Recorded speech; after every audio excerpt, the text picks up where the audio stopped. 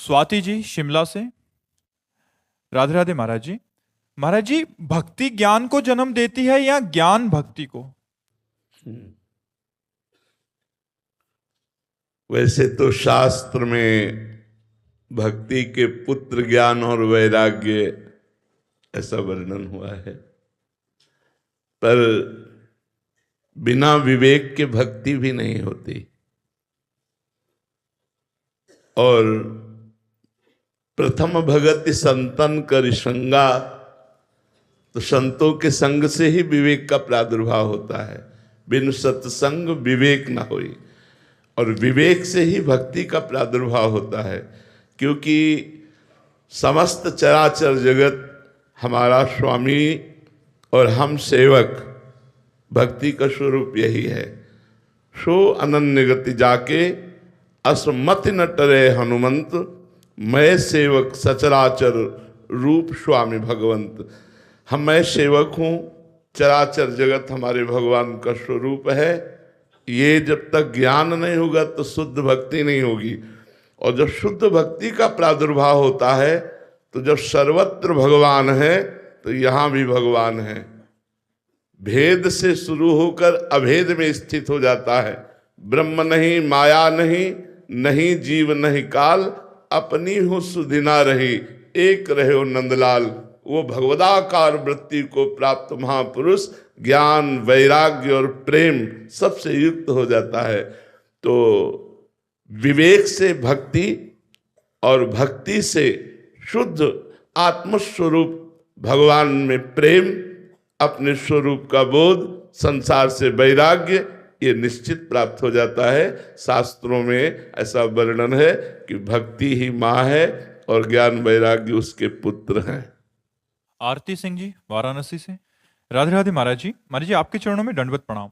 महाराज जी, भागवतिक संपत्ति प्राप्त करने का सरल उपाय क्या है महाराज जी? भगवान की शरण में होकर भगवान का निरंतर नाम जप करना।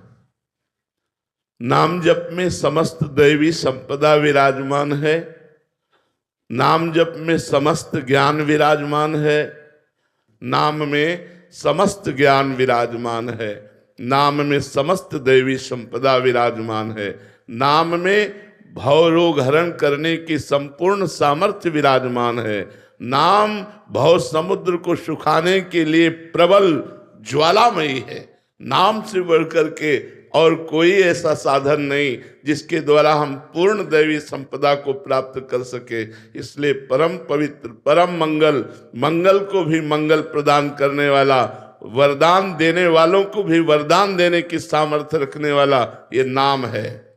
ब्रह्म राम ते नाम बड़ वरदायक वरदान। इसलिए जो नाम जप करता है उसमें समस्त दैवी संपदा जागृत हो जाती है। वो काम, क्रोध, लोभ, मोह, मद, मत्सर, इनको धीरे धीरे परास्त कर देता है। जितना भगवान के नाम का अधिक से अधिक जप होगा उतना ही लौकिक और पारलौकिक दोनों संपत्ति प्राप्त हो जाएगी। यही परलोक सकल सुख पावत, मेरी सो भैया कृष्ण गुण संचु। यही लोक में और परलोक में दोनों जगह अगर आनंद प्राप्त करना है तो भगवान के नाम, लीला, गुण, इनका गायन, इनका श्रवण, इनका मनन करे। राम नाम मणिदीप धर, जीह देहरी द्वार, तुलसी भीतर और बाहरो जो चाह सुजियार। यदि बाहर भी आनंद और अंदर भी ज्ञान आनंद तो नाम जप करो, नाम से सब कुछ प्राप्त हो जाएगा। विशाल जी अलीगढ़ से। राधे राधे महाराज जी। महाराज जी, निराकार की अनुभूति कैसे होगी? साकार की उपासना करने से। साकार गुरुदेव भगवान के चरणारविंद का आश्रय लेकर जब उनकी हम उपासना करते हैं तो गुरुदेव का जो स्वरूप है, प्रगट रूप बपू साकार है और अंतर में वो निराकार विराजमान है, वही हमारा स्वरूप है। जब हम प्रगट गुरुदेव की आराधना करते हैं, ब्रह्मबोध संपन्न महापुरुष की आराधना करते हैं, तो उनके द्वारा बताई हुई उपासना पद्धति से, इन आकारों के त्याग से जो तत्व का अनुभव होता है वही निराकार है। जब तक गुरुदेव की उपासना नहीं होगी, साकार गुरुदेव की, तब तक निराकार तत्व का अनुभव आज तक किसी को भी नहीं हुआ।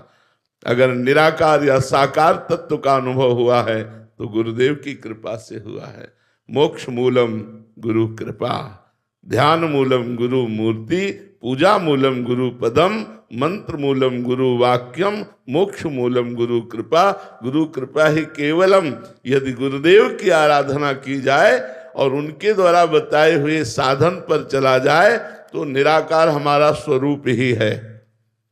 जो गुरुदेव का स्वरूप है वही हमारा स्वरूप है। उसी स्वरूप का अनुभव हो जाना ही निराकार तत्व का अनुभव होना है। ये आकार हमारा स्वरूप नहीं है, ये पांच भौतिक देह है। हमारा जो स्वरूप है वो निराकार ही है, उसका कोई आकार नहीं। जिस आकार का चिंतन करते हैं उसी आकार में वो परिणित दिखाई देता है, तत्वता वो निराकार है। बात समझ में आ रही?